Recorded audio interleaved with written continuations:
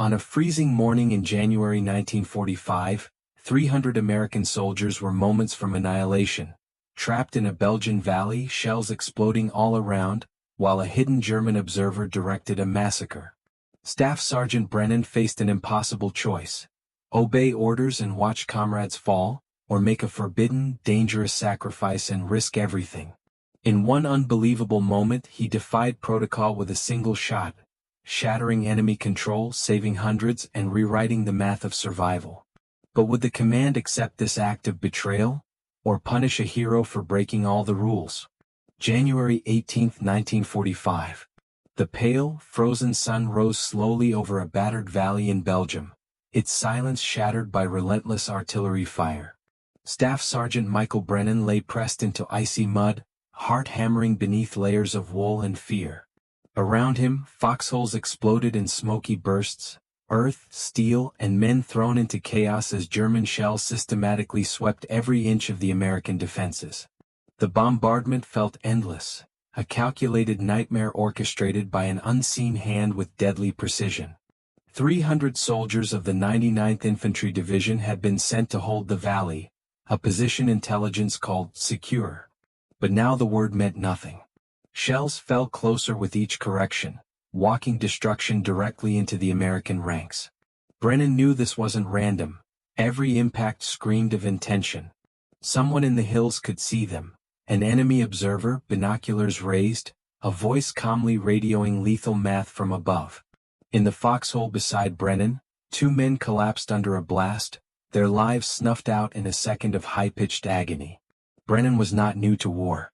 A former mountain surveyor from Colorado, he had joined the ranks of snipers after proving his gift for calculating distance, elevation, and wind with ruthless accuracy. The Army valued precision, and the front lines demanded it. But nothing in training had prepared him for the helplessness of being hunted without mercy by artillery. Every 90 seconds, a new shell landed. Soldiers abandoned battered holes to seek cover, only to become easier targets. Next to Brennan, Private Danny Chin crawled into the crater, face pale, voice trembling. "We need to move, Sergeant. They're going to kill everyone in this valley." Brennan didn't flinch. "They've got an observer," he said, never taking his eye off his rifle's scope. "Directing fire until we spot him won't matter. They'll follow us." Chin's eyes darted with raw fear. "Can you see him?" "Working on it." The valley's geography was both a blessing and a curse. High ground on 3 sides, a narrow southern exit, and endless fields for fire. Brennan scanned the eastern ridge, logic guiding his search. Artillery observers worked in pairs, hiding in rocky outcroppings 800 to 1,000 yards away, just outside the reach of most rifles. Brennan ignored the screams and concussions around him, letting his experience take over. Binoculars flashed. A German uniform glinted briefly, then vanished behind stone. Another shell landed, this time hitting the medical station.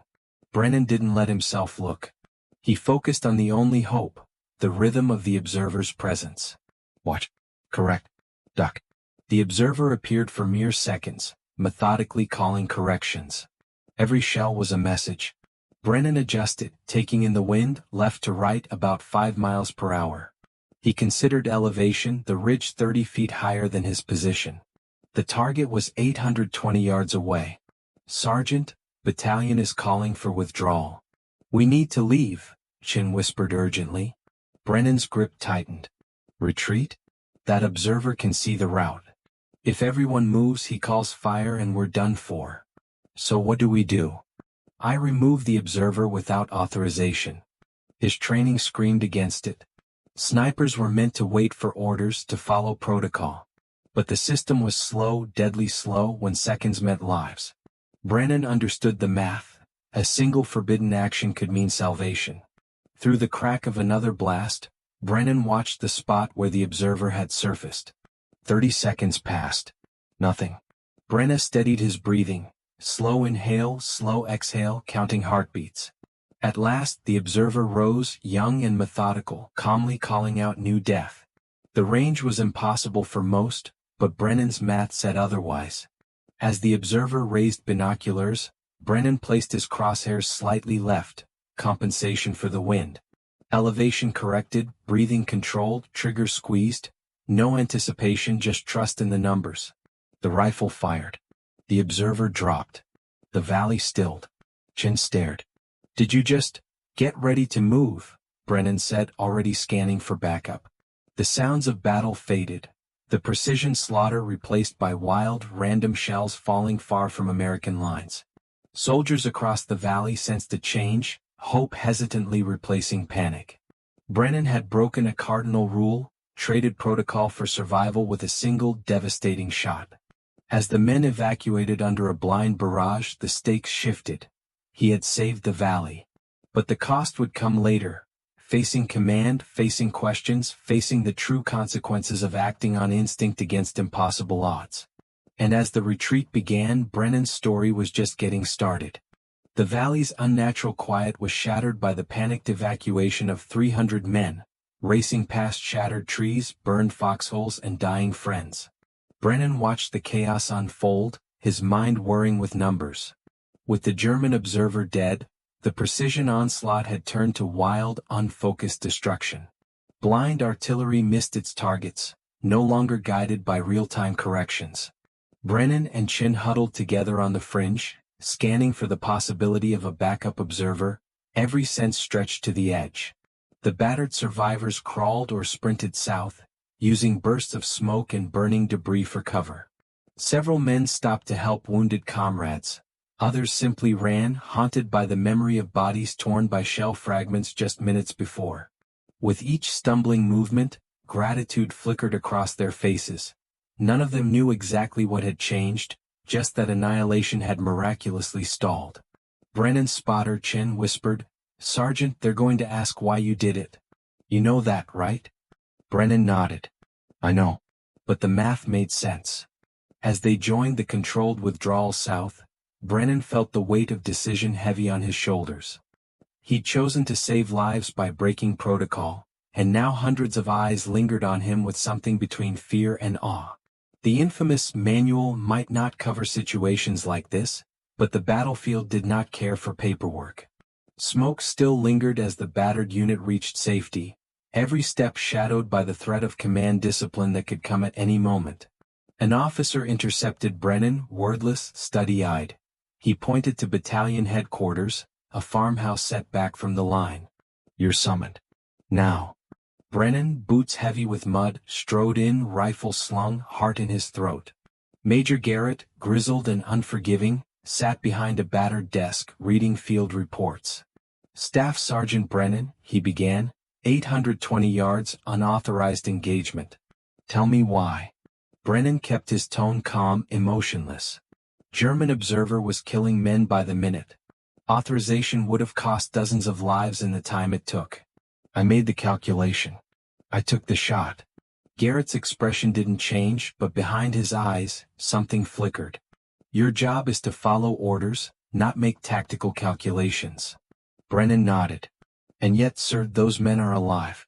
If that was wrong, I accept the consequence. But I couldn't wait for permission while men died." The meeting stretched on, the debate shifting between duty and necessity. Garrett shared what he'd learned. A Captain Morrison had witnessed the shot, had corroborated that the barrage stopped instantly, that without intervention, the valley would have been lost in half an hour. Silence hung heavy between them, broken only by the distant rumble of still blind artillery. Garrett turned to the window, watching soldiers move equipment as if survival were nothing more than another day's work. "Officially, you engaged a priority target. No mention of protocol. Unofficially, you are commended for marksmanship and judgment. Understand?" Brennan saluted, stifling everything he wanted to say. "Yes, sir." Garrett paused, a rare break in formality. "Where'd you learn to shoot like that?" "Colorado Mountains, sir." "Surveying." Garrett's gaze softened. "Next time, pretend to request authorization." Brennan walked out, his story becoming legend in silence. Soldiers he passed offered nods and awkward thanks, their gratitude unspoken but unmistakable. One corporal, face lined with recent loss, approached Brennan directly. "I was in the foxhole that got hit before it stopped. Lost my best friend, but I'm alive because you took that shot." Brennan's reply was simple. I'm sorry for your friend. The corporal nodded, recognizing that some debts could never be paid in words. In the days that followed, questions flew, mainly from other snipers. Chen pulled out a notebook requesting Brennan's tactics. How to find the observer, how to calculate wind, distance, elevation under pressure, how to know when protocol must bend. Brennan summed up his logic. Observers multiply force. Kill the observer, you reduce the threat exponentially. Word spread. Across the divisions, snipers started hunting observers with new urgency. The enemy adapted. Mannequins decoyed, observers hid better, but the mathematics of survival had changed. Brennan's one rule-breaking shot became the unseen catalyst, recalibrating battlefield priorities. Brennan wrote a detailed report, packed with calculations, tactics, and field experience. The official channels were slow, but whispered copies reached the men who mattered. The math survived, passing from foxhole to foxhole, quietly saving lives while manuals caught up. And in headquarters, protocol clashed with survival. Brennan's act was never officially celebrated, but field practice would never be the same. The shadow of that forbidden shot stretched far beyond the battered valley. The risk, and the new hope, became part of every sniper's story. The forbidden shot reverberated far beyond the valley, echoing through every rumor and tactical whisper across the front. Brennan knew he had broken a fundamental rule, and the aftermath weighed on him like a heavy frost. In the farmhouse headquarters, his actions lingered in the air, never written officially, yet understood by all who survived the barrage. Command had chosen a compromise. Protocol was neither enforced nor celebrated. The men he'd saved regarded him with wary respect, as if proximity to the act might draw the attention of fate or authority. Brennan's skills didn't go unnoticed. Within days, snipers from other divisions approached Chen and Brennan for advice, eager for any edge against the brutal arithmetic of war. Brennan's logic, kill the observer, cripple enemy force, became a mantra whispered among those who depended on math and nerves for survival. The official field manual still listed observers as secondary threats, but in foxholes and briefings, practice diverged from doctrine. Other American snipers, inspired by Brennan's risk, began hunting artillery observers as priority targets instead of waiting for them to appear or following rigid orders. The change didn't pass unnoticed on the German side. Observers grew cautious. Some deployed decoys, placing mannequins with binoculars in exposed positions while the real observers adjusted corrections from deeper concealment. Artillery accuracy declined, shifting the balance of power in skirmishes across the continent. Brennan received quiet commendations and more responsibility. He was pulled from the front and reassigned to England, asked to instruct replacement snipers on wind, mathematics, patience, and the new rule, find the multiplier, change the outcome. The crisis wasn't only strategic, however. Brennan found himself haunted by those frantic 11 minutes. Every face, every scream, every body dragged through mud and shell crater. The price of command's compromise was silence. He still had no official recognition, no medal, just the respect of those who understood what was at stake. In England, he poured practical lessons into a thick technical report on observer targeting, submitting it for review but expecting it to disappear in bureaucracy. Instead, copies found their way across the Atlantic, shaping sniper tactics and saving lives in ways nobody could trace. No credit, just change. The decision to break protocol left scars. Brennan rarely spoke of it, not even to Chen, whose gratitude sometimes flickered with anxiety. The army was slow to honor rule breakers. Brennan taught his students the math and the logic, never the story. Artillery with eyes is death, blind guns are noise. Remove the eyes, change the story. Word of Brennan rippled quietly, growing into legend among those who recognized the difference between survival and obedience. He watched his own teachings appear in revised field manuals years later, mathematical justifications echoing his forgotten report. By now, Brennan was far from the war, a surveyor again in Colorado, avoiding the spotlight he'd earned, content to know that lives had been saved, even if history never mentioned his name. The crisis changed lives, not just Brennan's. The corporal he'd saved visited him, a silent nod passing between men whose past was inked in sacrifice. Chen remained a friend, one who understood the burden and risk of leadership. The families of the Valley's survivors never knew the mechanics of their salvation, only the relief of a soldier coming home. Brennan's greatest struggle was reconciling his action with peace. Guns in the closet, math books on the table, his decision never spoke aloud except in careful conversations with those who'd been there. Some nights, his wife Catherine would ask, "Did you ever break the rules to save someone?" Brennan would answer cryptically, "You do the math. You hope you're right." The climax of this story was not a firefight or command confrontation, but a simple entry in a battered field notebook. January 18, 1945. Range 820 yards. Wind 5. One shot, observer down. Artillery stopped. Math worked. Brennan's Forbidden Act shattered doctrine, saved 300 lives and shifted the very tactics that shaped the end of World War II. But in the end it was not the battle, the gun, or the rules that defined him. It was doing what needed to be done and living with the cost.